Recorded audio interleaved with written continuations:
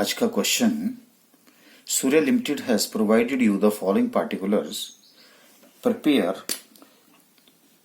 Cash flow operating activities by indirect method in accordance with Ind AS 7.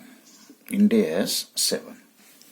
So the profit and loss account is given for the year ended 30th June 2018. आपके debit side में depreciation, patents return of, provision for tax, propose dividend, transfer to reserve and net profit. Credit side में operating profit before depreciation, profit on sale of investment, refund of tax, insurance claim, major fire settlement. Additional information दे रखी है हमें 17 और 18 की. Stock 1,20,000, 1,60,000. Trade debtors 7,500, 75,000. Trade creditors 23,735, 87,000. Provision for tax, there is an increase. Prepaid expenses, there is a decrease. Marketable securities and cash balance is given to you. देखिए, हमें सबसे पहले तो सिर्फ क्या पूछा गया है, operating activities. Only cash from operating activity. तो 3 एक्टिविटीज होती हैं, तो as you know better now, तो हमें सिर्फ ऑपरेटिंग एक्टिविटीज के बारे में पूछा गया है. और अगर आप इसमें प्रॉफिट एंड लॉस अकाउंट में देखें तो बहुत सारी ऐसी आइटम्स हैं जो कि नॉन कैश आइटम्स हैं. और अब आपको बिल्कुल क्लियर हो गया कि है क्या चीज, होती क्या है कैश फ्लो स्टेटमेंट. तो चलिए जी, सॉल्व करने की कोशिश करते हैं. That is with the help of indirect method, क्योंकि अब आपको यहां पे बोला गया है. अगर ना भी बोला होता तो भी आप इनडायरेक्ट मेथड से करेंगे. तो मैं यहां पे हेडिंग आपको जो दे रहा हूं वो कैश फ्लो, जैसा पूछा है मैं वैसे लिखूंगा. Flow from operating activities. Operating activities कब के लिए है? For the year ended 30th June 2018. क्योंकि कई बार एग्जाम में जो है सिर्फ आपसे एक्सट्रैक्ट पूछ लिया जाता है. तो अगर एक्सट्रैक्ट पूछ लिया जाए, यानी कि एक पूरे क्वेश्चन का एक छोटा सा पार्ट पूछ लिया जाए, तो हम उसको कैसे सॉल्व करेंगे और उसकी थोड़ी सी हम प्रैक्टिस करेंगे फॉर द ईयर एंडेड. तो एज यूजुअल हम एक फॉर्मेट बनाते हैं, और फॉर्मेट में हमारे पास यहाँ पे पार्टिकुलर्स लिख देता हूँ, और फिर हमारे पास 2 कॉलम तैयार कर लेते हैं हम. ठीक है जी, इनर कॉलम और आउटर कॉलम.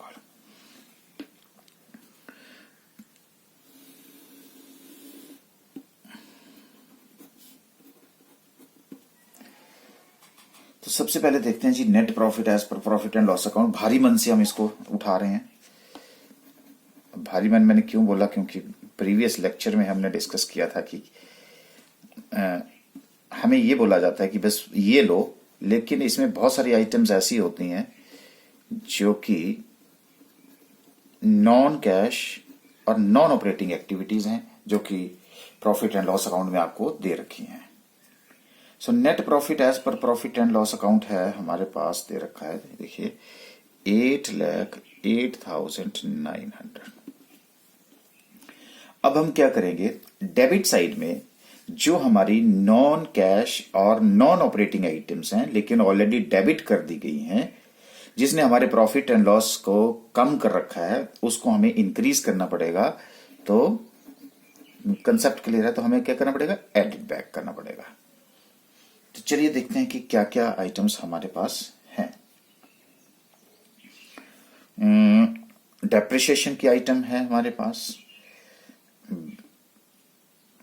तो डेप्रिसिएशन की आइटम नॉन ऑपरेटिंग आइटम है. पेटेंट्स रिटर्न ऑफ बिल्कुल है हमारे पास. पेटेंट्स जो है रिटर्न ऑफ हैं, लेकिन अभी तक हमारे पास जो पेटेंट्स रिटर्न ऑफ, तो लीजिए पेटेंट्स, रिटर्न ऑफ कितने से है जी हमारा 35,000, दैट इज लो यहीं पे लिख देता हूं 35,000। अच्छा, डेप्रिसिएशन है तो ये क्या हुआ इससे, ये नॉन कैश आइटम है तो इसको भी हम ऐड करते हैं, add depreciation 86,700 rupees. Then provision for taxation add, क्योंकि नॉन कैश आइटम है, provision for taxation 1,25,000। Then proposed dividend at proposed dividend, proposed है भी, so 72,000। Then transfer to reserve, पूरा कंसेप्ट आपको हमने बताया था कि अगर रिजर्व को ट्रांसफर कर दें तो भी क्या हो गया, पैसा तो बैंक में रहेगा। Transfer to reserve 87,000 rupees. तो हमारी डेबिट साइड क्लियर होगी। अब चलिए देखिए क्रेडिट साइड में क्या है, हम क्या करेंगे, कुछ एक ऐसी आइटम्स हैं नॉन कैश और नॉन ऑपरेटिंग आइटम्स हैं लेकिन which are already credited to profit and loss account, जिसने हमारे प्रॉफिट को इंक्रीज करके रखा हुआ है और इसलिए वो वाली आइटम हमें लेस करनी पड़ेंगी। तो एक आइटम है हमारे पास profit on sale of investment, लो जी profit on sale of investment कितने से है, profit on sale of investment 10,000 से है। तो 10,000 को माइनस करेंगे तो उसको मैंने ब्रैकेट में लिख दिया। और क्या है हमारा, रिफंड ऑफ टैक्स है, ओके लेस, टैक्स ज्यादा दे दिया था उसका रिफंड आ गया, refund of tax. Non operating 3,000, हम वैसे कर रहे हैं एक एक आइटम को डेबिट और क्रेडिट साइड में। ये देखिए इंश्योरेंस क्लेम नॉन ऑपरेटिंग है, इंश्योरेंस क्लेम वो हमारे पास है 1,00,000 रुपए से। अच्छा लो जी, ये हमारी सारी बातें जो हैं वो क्लियर हो गई। तो अब मेरे पास क्या आ जाएगा,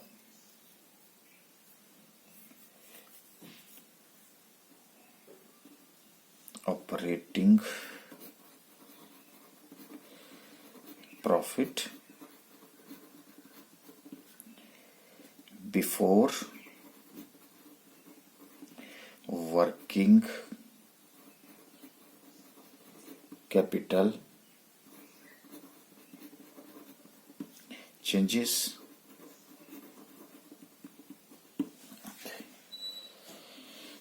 तो यहाँ पे मेरे पास जो कैलकुलेशन कर लेते हैं आपको,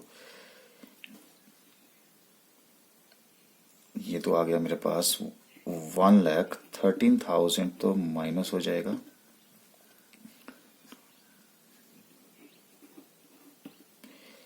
7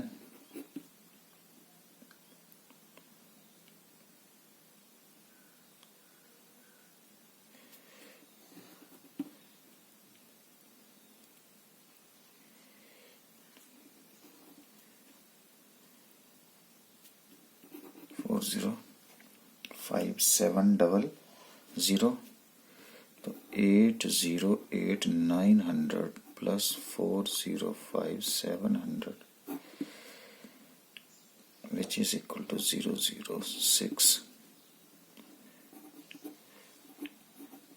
and then 1,13,000 मेरा माइनस हो गया, 0,6,1,0,1,1, 11 लाख। तो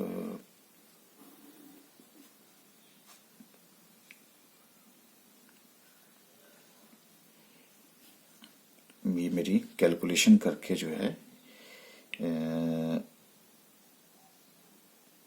टोटल नेट आ गया जी मेरा, यहाँ लिख ही देता हूँ, 405,700 और माइनस हो गया 113,000,0,0,072, ये है मेरे पास, ये आ गया, ये आ गया 292,700। तो 292,700 मैंने इसके ऊपर प्लस कर दिया और टोटल हो गया मेरा 11,01,600। ओके, अब चलते हैं जी हम ऑपरेटिंग एक्टिविटीज में, जो हमें कहाँ से मिल रही हैं, एडिशनल इंफॉर्मेशन में। अब क्या हुआ जी, स्टॉक जो है, वर्किंग कैपिटल स्टॉक क्या हुआ, इंक्रीज हो गया। ओके, जब इंक्रीज इन स्टॉक होता है तो क्या होगा, कैश कम होगा जी। Okay, so increase in stock, increase in 40,000 से, 40,000 से माइनस हो जाएगा।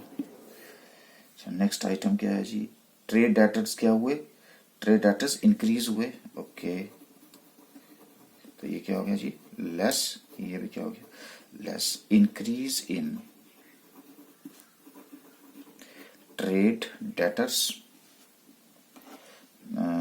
7,500, 75,000 में से माइनस 67,500, ये भी मेरे माइनस हो गए जी। अच्छा, उसके बाद है मेरे पास ट्रेड क्रेडिटर्स क्या हो गए, इंक्रीज हो गए। अच्छा, इंक्रीज हुए तो क्या हो जाएंगे, ऐड हो जाएंगे। इंक्रीज इन ट्रेड क्रेडिटर्स, ये हो गया मेरा 63,790 में, 90 में मेरे पास प्लस हो गए। अब देखिए प्रीपेड एक्सपेंसेस क्या हो गए, लेस हो गए। So at decrease in prepaid expenses 2,850 हो गए। यही आइटम्स थी हमारे पास जो हमारे वर्किंग कैपिटल को इंक्रीज और डिक्रीज। बाकी प्रोविजन ऑफ टैक्सेशन है, मार्केटेबल सिक्योरिटीज और ये कैश बैलेंस है, ये क्या आइटम्स हैं। तो अब इसका हम रिजल्ट आ गया मेरे पास 67,005,7,107,5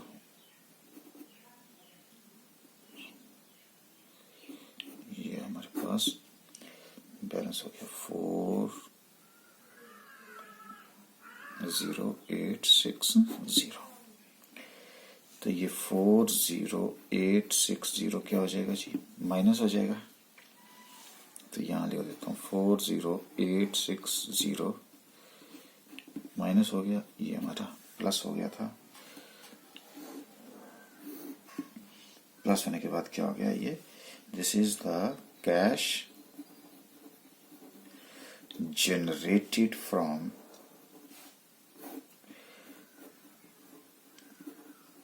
operations,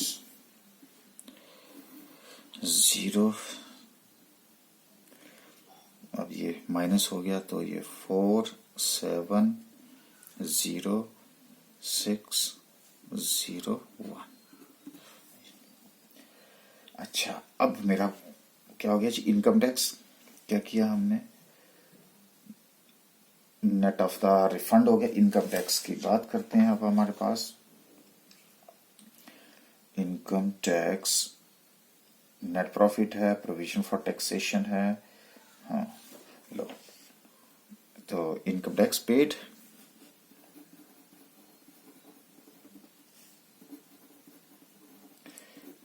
पेड,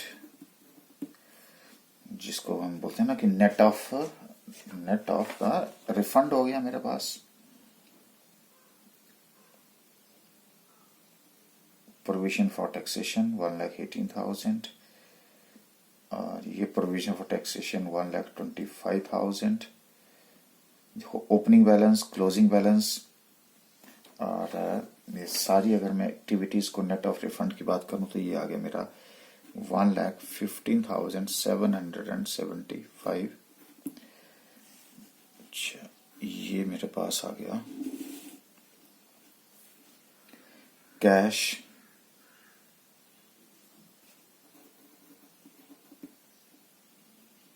फ्लो, क्योंकि अब आपको पता है कि एक्स्ट्रा ऑर्डिनरी आइटम्स को यहाँ पे कोई जगह नहीं है, तो cash flow from before extra ordinary items, extra ordinary items. तो इनकम टैक्स पेड हमने कैलकुलेशन कर ली प्रोविजन फॉर टैक्सेशन अकाउंट बना करके।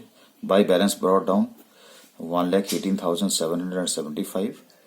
इस साल का जो हमारा प्रॉफिट एंड लॉस अकाउंट से हमने किया 1,25,000। बैलेंस हमारा 1,25,000, रिफंड कितना मिल गया 3,000, और जो बैलेंसिंग फिगर है that is only the income tax which has been paid. So income tax paid आ गया यहाँ पे।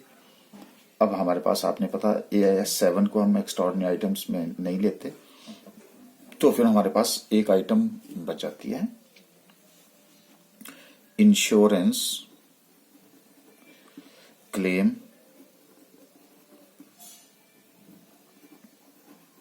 रिकवरी। मेजर फायर सेटलमेंट हुआ है, तो पहले मैं 5 लेस कर लेता हूं, 6, 9, 4 एंड 9।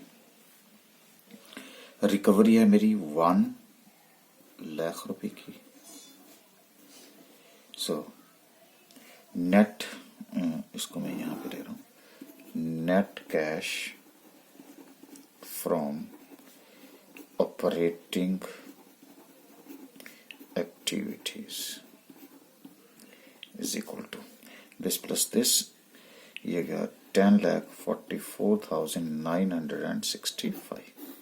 तो आपसे सिर्फ ये पूछा है तो ये सारा कहाँ चला जाएगा, आपका वर्किंग में चला जाएगा, ये वाला, ये सारी चीजें, और ये प्रोविजन फॉर टैक्सेशन का आपका एक अकाउंट बनेगा, और अकाउंट बना करके आप ऑपरेटिंग एक्टिविटीज जितना हमारे से पूछा था हमने उतने की कैलकुलेशन कर दी है।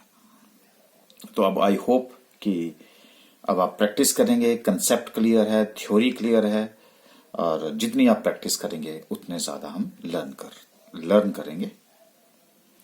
तो ये इसी के साथ हम इसको खत्म करते हैं।